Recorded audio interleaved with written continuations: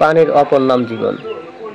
আমরা তৃষ্ণা পেলেই পানি পান করি, বিষয়টা এরকম নয়।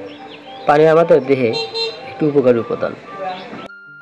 যে যত বেশি পানি পান করবে তার শরীর তত ভালো থাকবে।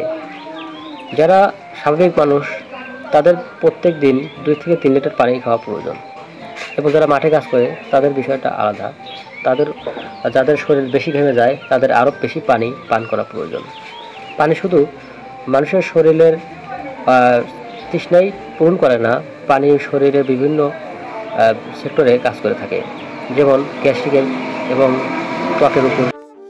গরমের দিনে পানি সবাই সাথে রাখবেন, বিশুদ্ধ পানি, এবং পানি প্রয়োজন হলেই পানি পান করবেন, তাহলে শরীর এবং মন দুটোই ভালো থাকবে। বিশুদ্ধ পানির অপর নাম জীবন।